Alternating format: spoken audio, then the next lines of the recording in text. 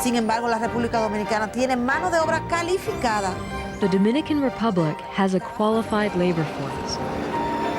It's not a coincidence that the free trade zone was established here. We want a developed country that generates employment so that we don't have to go to other countries for work.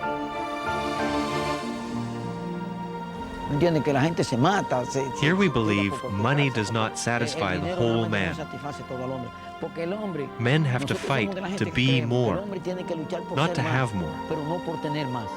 If you learn to be more, then you can have more.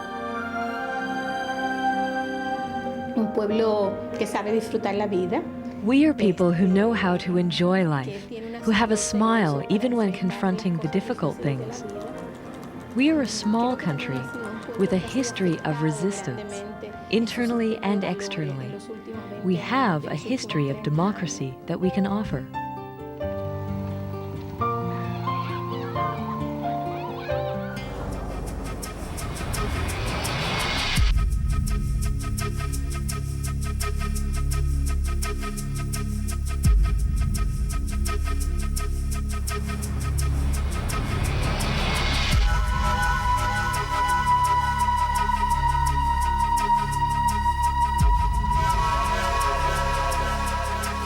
El desafío más grande de los dominicanos y las dominicanas. The biggest challenge facing the people of the DR is how to achieve growth with equality.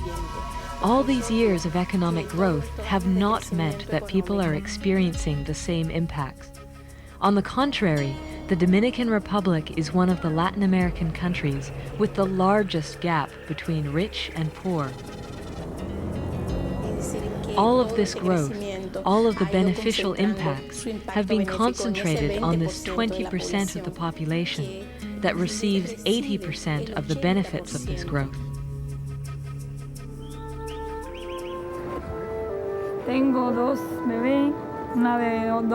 I have two daughters, 11 and 12 years old.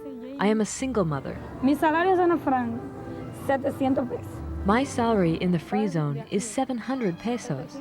From that, you pay your food, your transport, your rent, everything. Our economy is bad here. It's in the dumps. The majority of the factories are closing now, with what's happening in the world. If they get a better deal elsewhere, they just go.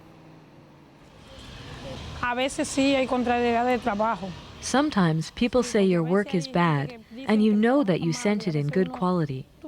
If they say something is missing from your work, you can be fired and thrown into the street. That leaves you without work. In the free zone, you live as a slave. You can see the levels of poverty increase year after year in our countries. It is the women who have to manage with this daily poverty. I've seen the heartache when a woman pays the rent and there's no money left to feed the kids. It's up to us to put a face on our poverty.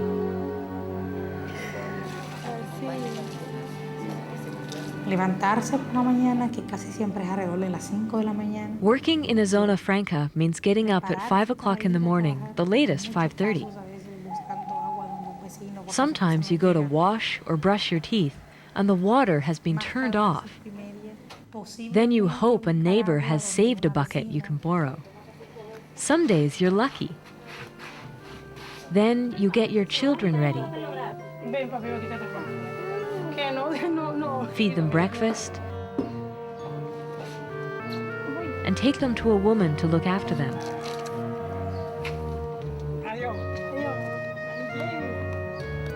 Getting to the free zone is different every day. There are crowded buses, or if you're running late, a stranger's motorcycle.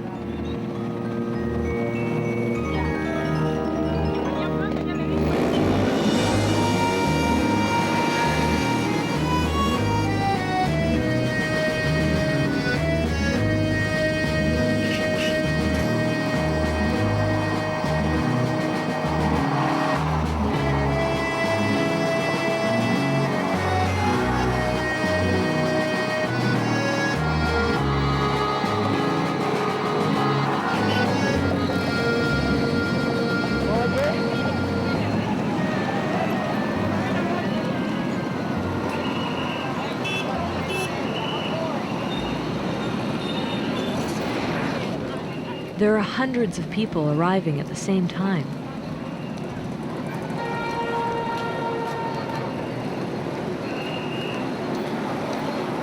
Once you get through security, it's a long walk to your factory, and you can't be late.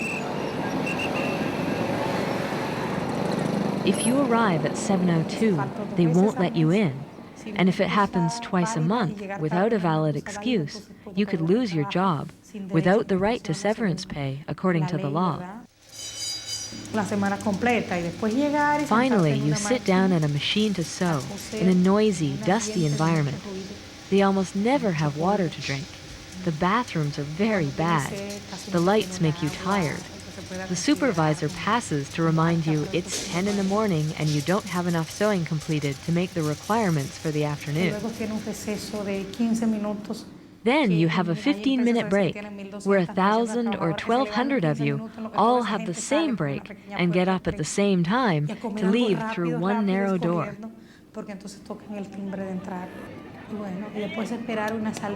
By the time you leave, you are tired. I often worked until 7 or 9 at night. Some people go to school after that. Or you find a ride home.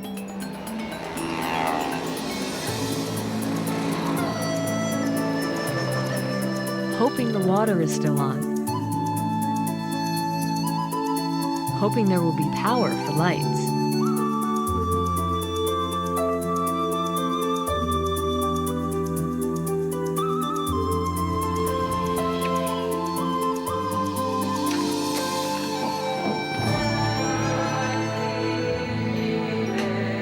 You make your husband's dinner.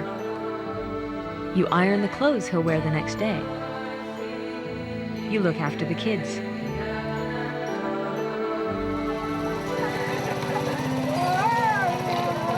By the end of the day, you are dead tired. It's not an easy life. To work in a maquila is not easy.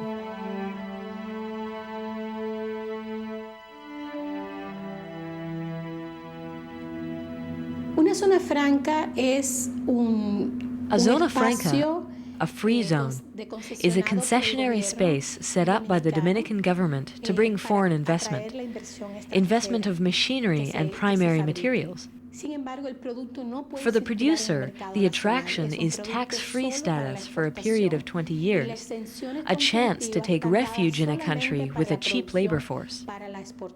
There is a kind of trailer caravan mentality with these maquila corporations. If they are not getting what they want in a given moment, in a given set of circumstances, they will move on.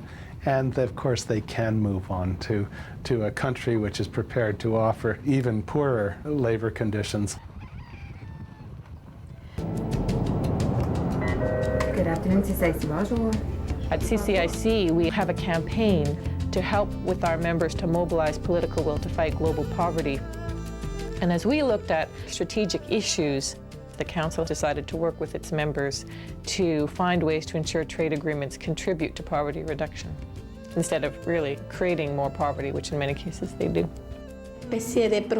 There are a lot of challenges working with northern organizations. One of them is how to maintain our autonomy and independence.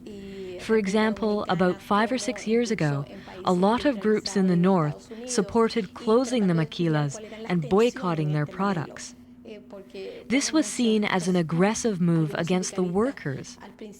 This move, which is seemingly an act of solidarity, actually affected us negatively. In 1999, we started a relationship with CCIC. Advocacy, lobbying government is an area where we can work together.